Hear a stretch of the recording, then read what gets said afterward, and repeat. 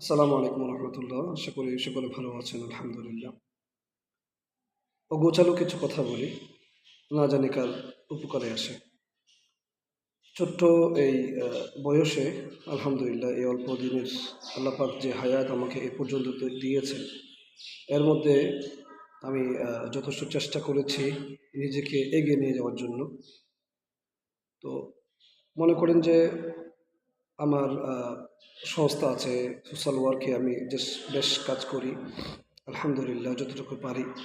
দীর্ঘ 6 বছর এগুলো মূলত ছিল আমার পড়াশোনার যে জার্নি, কঠিন যে জার্নি ছিল, সেই জার্নির মাঝে এই আমার সোশ্যাল ওয়ার্ক গড়ে ওঠা, বিশেষ করে করোনার সময় থেকে নিয়ে স্টিল নাও।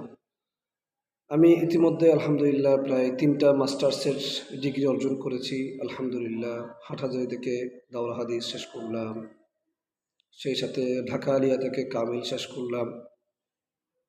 তারপর চট্টগ্রাম বিশ্ববিদ্যালয় থেকে মাস্টার্সের ডিগ্রি শেষ করলাম, আলহামদুলিল্লাহ। এখনও আমার আরেকটি ডিগ্রি চলতেছে, চতুর্থ মাস্টার্স চলতেছে। আল্লাহ পাক যদি আমাকে ভবিষ্যতে তৌফিক দেন, আমি সামনে আরও বেশ কিছু পরিকল্পনা আছে শুধু পড়াশোনা নিয়ে। তো আমার সার্ভিসের দিক দিয়ে আলহামদুলিল্লাহ এ পর্যন্ত আল্লাহ পাক আমাকে যা দিয়েছেন, অনেক দিয়েছেন, যার যোগ্য আমি নই। সোশ্যাল ওয়ার্ক আছে, ভালো একটা চাকরি করি, ইভেন একসাথে কয়েক জায়গায় আমার সার্ভিস চলছে, আলহামদুলিল্লাহ।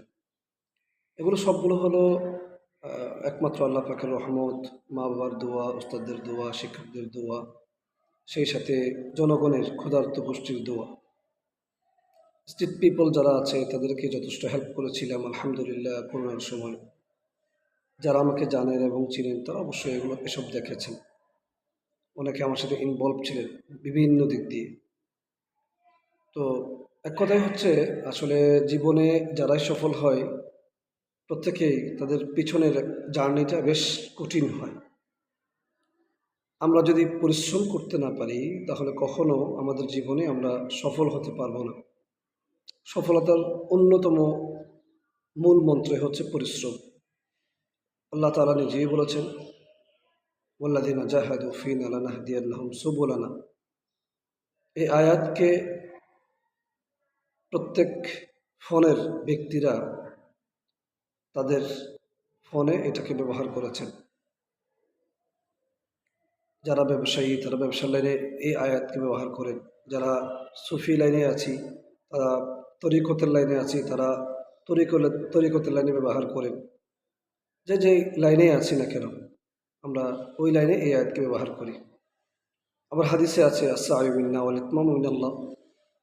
এক কথা হচ্ছে, আমরা বান্দা হিসেবে আমাদের পক্ষ থেকে আমরা চেষ্টা করে যাব, এবং আল্লাহ তাআলার পক্ষ থেকে সেই চেষ্টার পূর্ণতা, আমি কী জন্য চেষ্টা করেছি সেটা যদি আমার জন্য মঙ্গলকর হয়, অবশ্যই আল্লাহ পাক আমার জন্য সেটা কবুল করবেন।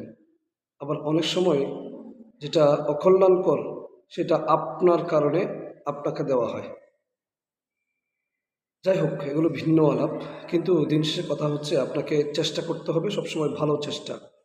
আপনার পরিশ্রম হতে হবে সুন্দর পরিশ্রম, আপনার পরিশ্রম হতে হবে ভালো পরিশ্রম, ভালো কাজের পরিশ্রম। খারাপ কাজের পরিশ্রমগুলো মূলত পরিশ্রমই নয়, এগুলো হচ্ছে নিজের দুনিয়া এবং নিজের আখিরাতকে ধ্বংস করা। তাই আসুন আমরা নিজেদের জীবনকে সুন্দর করার জন্য সর্বোচ্চ চেষ্টা করি ইনশাআল্লাহ, এবং পরিশ্রম করে যাই। আসসালামু আলাইকুম।